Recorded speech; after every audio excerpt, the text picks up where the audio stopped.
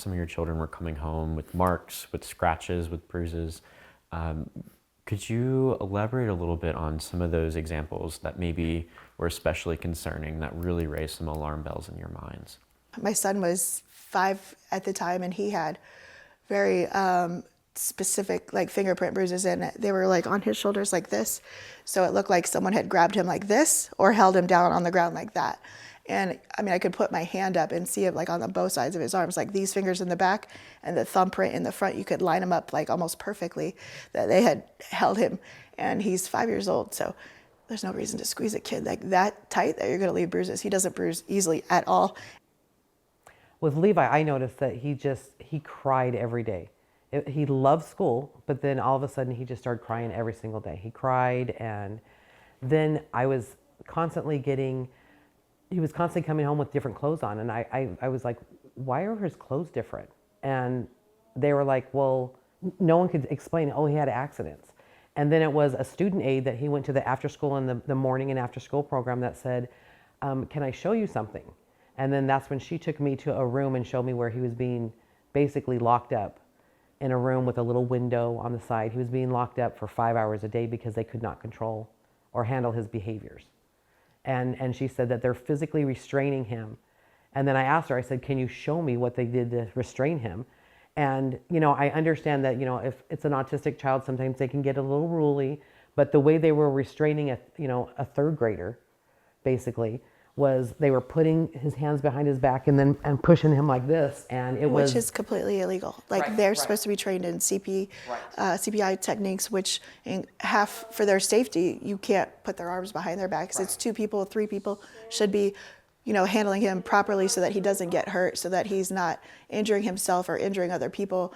These age and teachers should be trained in those techniques so that he's not like a little prisoner, and he's a kid. Like, if anything, he's this little boy, and they're treating him like he's a grown man prisoner, like put arms behind your back, head down, like just insane. Like, that's not how you treat a child, especially with disabilities. And they should have been trained better. Like, that's the law. They're just leaving him there. They didn't let him go to the bathroom or anything. He was just in a room, isolated in there by himself. And when you say he was locked up in this room, can you describe the room a little bit? Like a 5x5 room. Yeah, 5x5. It was very small, like a closet. Yeah, there was no carpet. It was hardwood, like concrete floor. It wasn't even painted. It wasn't appealing at all. It's like they needed to paint. And there was a door, and there was a window, and it was probably like this big and about that wide, so that you could see outside. She goes, you cannot tell anybody that I told you, because I will lose my job. And she says, I'm trying to become a teacher, so I will lose my job if I tell you this. And I said, I will not mention your name at all. And I says, but I don't understand why you can't. And then that's when she showed me a paper that says that she had to sign, that says that you're not to provide parents with any information of what goes on during class.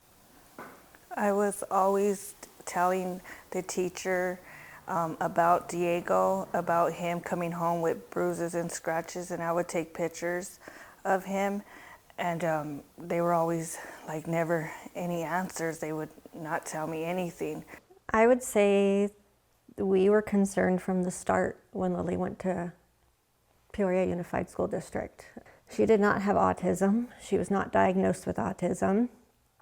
She is diagnosed with something different that is for learning disabilities, a learning delay, but again, not autism. We never heard from the district, so we showed up at Kachina Elementary School, because that is where we reside by, on Meet the Teacher night. They had no idea who Lily was. They were trying to get in touch with someone about the district, but in the meantime, they had us go meet the teacher in the autism rooms. That was shocking. These kids were very low functioning, padding everywhere, kids that couldn't talk. Lily was not like that. She didn't have behaviors. She had a hard time talking, but that was it at that point. They told us that they didn't know what to do with her. They kind of sounded like we caught them off like surprise, that they kind of forgot about her, because they were like, oh, well, we don't know what to do, so we're gonna have to figure it out. I kept asking, like, well, we know before school starts, and they kept like pushing it off like it didn't matter, that it was no big deal for Lily to miss that first day of school. It could take a couple weeks. And that was upsetting to myself, because you try to make these situations as normal as possible for your kid. First day of school is big, right? And they didn't matter to them.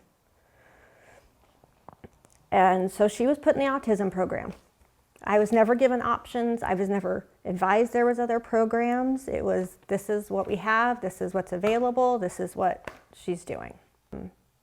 We kept stressing to them that that is not her diagnosis. They kept pushing back, saying we should get her tested because they believed she was. In 3rd grade, we finally went and got her tested because we felt like we were pushed to.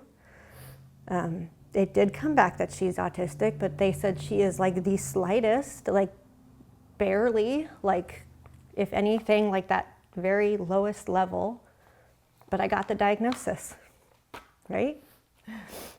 They're treating the kids, they're making them think that it's okay for people in the outside world to treat them like that. Exactly. And they do this okay. this phrase, like, bad boy. Like, it's something that Carter, like, he couldn't talk for a long time. Like, and then one time he said, like, oh, Carter, bad boy. Like, you're not a bad boy. Like, I don't know where he heard it. Like, and then to hear it, like, I know they're saying it to him at school, like, oh, you're being a bad boy. Like, don't do that. That's not how you talk to kids that, you don't have a disability. They're not bad boys because they're choosing to be. I feel like, I'm sorry, I feel like with Levi, basically his third grade year, he got no education because he sat in a room. So I feel like he basically lost out on a whole year of school. As long as it took me to get him out of the school, he didn't get anything because, I mean, if you're locked in a room, what are you learning? I feel like you're crazy, like you're doing something wrong, that it's your fault. And it's not like we're doing everything we can. Like last year, I took my son to school every single day, but he was refusing to go because he was being subjected to an environment at the school he was at that's hostile. Like there were, teachers in there that were arguing with aides in the classroom, and, the kids were being like allowed to flip desks and throw things in the classroom and hit each other because they don't have enough support in the classroom to keep them, like calm and, working and, what they should be doing. And so that it came a point to where he refused to go to school again. So we're back, and he's in 4th grade now, and he's refusing to go to school again. And made me feel like he was going to be safe, that it was going to be different. So then when things weren't changing and it was the same thing, then that's when I approached that person, and she was all like, basically like if I was lying. And I was like, no, this is what's going on. And you said you were going to make sure everything was going to be okay this year. And no, it's the same thing as previous years of him getting hurt.